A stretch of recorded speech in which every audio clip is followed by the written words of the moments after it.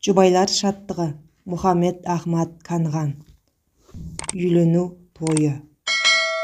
Шындығында әрбір халықтың қалыптасқан өзіне ғана тән әдет-ғұрпы, салт-дәстүрі бар.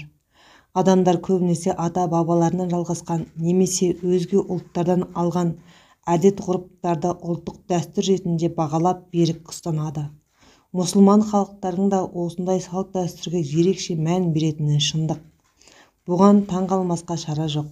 Себебі исламдай хақ діні, адастырмас шариғаты бар халықтың өз орнын таппай, тентіреп жүрген басқа жұрттың деңгейіне түсуі мұсылмандарға қалайша лайықты болсын. Мұның барлығы мұсылмандар арасында кәпірлерге еліктеу індетінің кең етек алып, өкініш пен күйініш тудырар дәрежеге жеткеніне байланысты болып отыр. Мұндай келеңсіздіктер әсіресе үйлену тойларында көп кездеседі. Үйлену тойлары еркектер мен әйелдердің араласып, күліп ойнауларына, билеулеріне, ішімдік ішулеріне, тағы басқа осы секілді харам істерді жасауларына мүмкіндік тудырады. Өкініштісі, шынайы мұсылманша үйлену тойын өткізу дәстүрі ұмытыла бастаған. Осы орайда Аллахқа бағыну, оның ризалығы мен қолдауына ие болу үшін пайғамбарымыздың Мұхаммед саллаллаху алейхи уассалам хадистерінен мысал келтіре отырып, мұсылманша неке тойының қалай жасалатыны туралы айтып өтпекпіз. Негізінде үйлену тойын жасаудың басты мақсаты еркек пен әйелдің үйленгендігін көпшілікке жария етіп, күдік пен арам ойдың жолын кесу. Хадис шарифте пайғамбарымыз Мұхаммед саллаллаху алейхи уассалам үйлену тойын адамдар арасында жариялап хабарлауды бұйырған. Осы хадистерде үйленуді жариялау келесі әрекеттердің іске асуы арқылы болатыны айтылған. Той жасау. Той жасаудағы мақсат дастархан жайып жұртты дәмге шақыру. Той жасау рәсімінде қой сойған абзал. Көптеген хадисте айтылғандай, пайғамбарымыз саллаллаху алейхи уассалам Сафия анамызға үйленгенде ботқа және құрмамен той жасаса, Зайнаб Жахш қызы анамызға үйленгенде жасаған тойына қой сойған.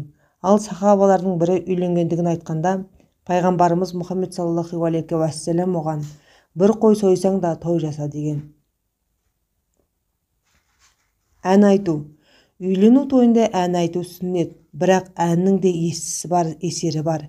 Демекші, қазіргі күні көптеген әнші айтып жүрген әдепсіз, мағынасыз әндерді айтуға болмайды. Қорыта айтсақ, мұсылмандар өздерінің ұлы шариғаттарына сай, яғни күнә іс-әрекеттер араласпаған ислами неке тойларын жасауға міндетті. Мұндай той жасау аса қиын болмайды. Халық арасында небір сөз шеберлері бар. Олардың тойға лайықты қызықты өлең жырлар жазып бере алатындары даусыз. Олай болса, еш қиындықсыз-ақ тойларымыз шариғатымызға сай өткізілсе, мұсылман елдерінде індет болып жайылып бара жатқан үлкен әдепсіздіктер мен ысырапшылдықтан құтылуға мүмкіндік жасалынар еді. Қазіргі таңда жұрттың көбі үйлену тойларын мейрамханалар мен қонақ үйлерде, үлкен салтанат сарайларында өткізуді үрдіске айналдырды. Үйлену тойы адамдар арасындағы жұбайлық қатынасқа күдік тудырмас үшін жұртқа жария ету мақсатында жасалады. Сондай-ақ бұл үйлену арқылы харам болған жағдайларды халал етіп, халал болғанда харам етіп берген Аллахтың нығметін паш ету тойы. Яғни үйлену арқылы әйелді күйеуіне, күйеуі әйеліне халал болғанын, керісінше енесі күйеу баласына, атасы келініне харам болғанын білдіреді. Жаңа отау. Әйелдің еркек үйінің табалдырығын аттауы, оның өз үйінен екінші бір отбасына, бір ортадан екінші бір ортаға қоныс аударуы. Бұрын ол ата-анасы мен туыстарының ортасында болса, енді өз қалаған жанының етегінен ұстап, оның өмірлік жолдасына айналды. Ендігі жерде ол үшін ері жауапты, әрі некемен келер жауапкершіліктің барлығы күйеуінің мойнында. Демек, ерлі-зайыптылардың екеуі де араларындағы алғашқы кездесуге психологиялық тұрғыдан дайын болуы керек. Бұл кездесуден бұрын еркек өзінің жауапты қадам алдында тұрғанын ескеріп, болашақ жарымен жақсы һәм жарасымды тіршілік етуге, жұбайлық өмірдің ыстық суығын бірге көтеруге, қиындыққа қайыспауға дайын болуы шарт. Сол секілді жас келін де алдағы өмірінде өзінің оң жақта отырған еркек қыз еместігін ескеріп, сүйгенінің сүйіктісіне айналатынын, болашақ отбасына құт-береке қонақтауы не қонақтамауы өзіне де байланысты екенін жан тәнмен сезініп, жауапты қадамға лайықты дайындық жасағаны игі. яғни жас жұбайлардың екеуі де қандай өмірге қадам жасап жатқандарын, бұл қадамның жауапкершілік аманатымен бірге тағы қандай жүк арқалатарын толық сезінгені дұрыс. Олар жыныстық қатынасты ұрпақ көруге, зинадан аулақ, құмарлықтан ада болуға ықпал ететін іс ретінде қабылдағандары абзал. Құттықтаулар және сыйлық беру. Әдетте үйлену тойларына жиналғандар жас жұбайларға жүрек жарды тілектерін жеткізіп сыйлық беріп жатады. Ал бұл жайында шариғатымыз не делінген? Құттықтау.